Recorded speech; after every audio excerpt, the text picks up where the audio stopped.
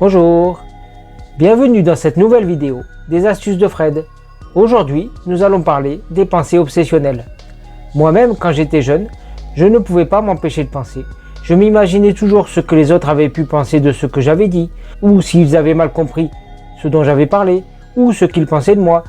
Et je présupposais toujours qu'il allait se passer ci ou ça, et j'essayais d'imaginer les situations. Et bien sûr, cela ne se passait jamais de la façon dont je l'avais imaginé, et cela me déconcertait, et même pouvait me faire perdre mes moyens. Mais j'ai aussi la plupart de mes clients qui me disent qu'ils n'arrivent pas à arrêter de penser et que leur mental tourne toute la journée. Et en fait, cela est très mauvais pour la santé et c'est très mauvais pour le mental aussi. Donc si vous êtes dans cette situation, nous allons voir ce qui peut vous emmener à penser sans cesse et aussi je vais vous proposer des solutions pour changer la situation afin de retrouver un calme intérieur permettant d'avoir une vie harmonieuse. Parmi les situations qui font que les personnes pensent sans cesse, il y a les souvenirs du passé et ce qui n'est pas digéré du passé ou qui n'est pas accepté. Par exemple, d'avoir eu des mauvais résultats à l'école qui a entraîné une carrière difficile, les gens peuvent y penser toute la journée et se répéter ça en se disant oui mais si j'avais fait ci, si j'avais fait ça, si j'avais fait autrement. Mais en fait on ne peut pas changer le passé. Donc ce n'est pas la peine de se reprocher ce que l'on a fait. Il faut juste prendre conscience de ce qui est maintenant et essayer d'aller mieux dans le futur. Après, il y a aussi des personnes qui ont peur par exemple de prendre la voiture et qui vont toujours imaginer le pire. Est-ce qu'il va y avoir un accident de voiture? Est-ce qu'il va y avoir un bouchon? Que va-t-il se passer? Va-t-on arriver à l'heure? Est-ce qu'il y aura du mauvais temps? Ou des peurs dans le futur. Aller à un rendez-vous, aller à un entretien d'embauche, peu importe. Et donc, souvent les personnes essaient de projeter la situation, de s'imaginer ce qui va se passer. Et bien sûr, cela ne se passe pas comme on l'avait imaginé. Il y a aussi des personnes qui s'imaginent toujours ce que pensent les autres d'elles. Suis-je bien habillé? Est-ce que cela me va? Que pense cette personne de mon comportement? Est-ce qu'elle a compris ce que j'ai dit? Nous projetons toujours quelque chose sur les autres qui vient de nous. Et en fait, tout cela nous empêche d'être présents et d'être actifs. Et nous nous imaginons des situations qui n'existent pas. Et en fait, il y a des personnes qui sont tellement anxieuses et qui ont tellement peur de l'extérieur ou des autres qu'elles finissent par prendre des anxiolytiques ou des antidépresseurs. Et cela a un double impact. Déjà, il y a des effets secondaires de ces médicaments, mais ça les empêche de traiter la vraie cause et la source du problème.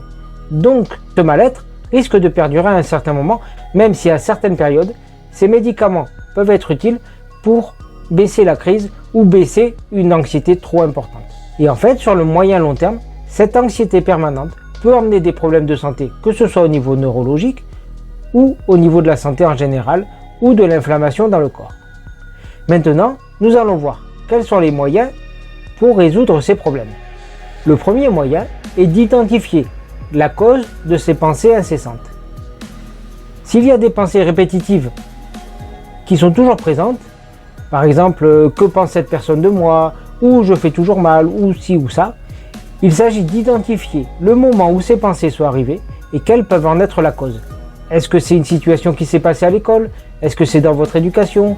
Est-ce que c'est vos parents, votre mari? Enfin, peu importe la situation, mais il s'agit de réfléchir à sa vie et de voir ce qui a pu provoquer cette situation et de voir que c'est quelque chose d'extérieur qui a créé cette façon de voir, puis de la modifier.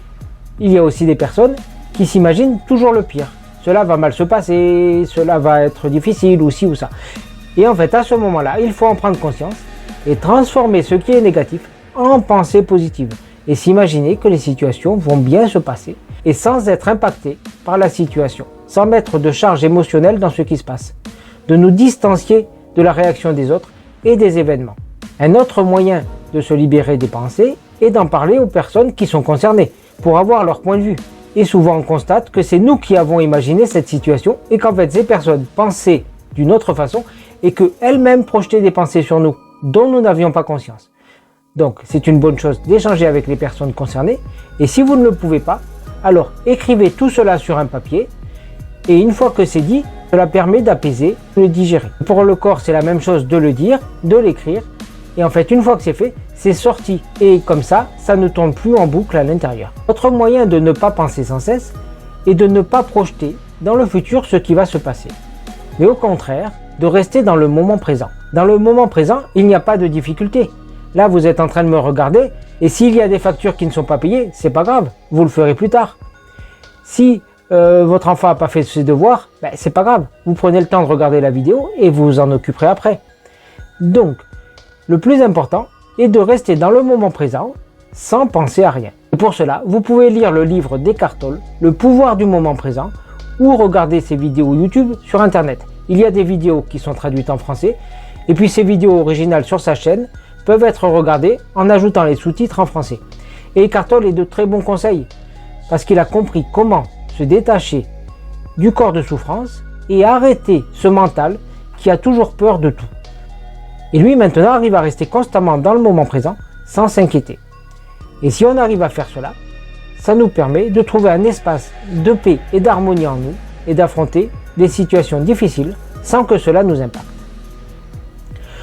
Autre solution est de ne pas penser ou de ne pas imaginer ce que les autres pensent, de ne pas faire de suppositions, parce que l'on se trompe toujours. Il y a Alexandre Jodorowsky qui propose des exercices pour sortir de ses pensées.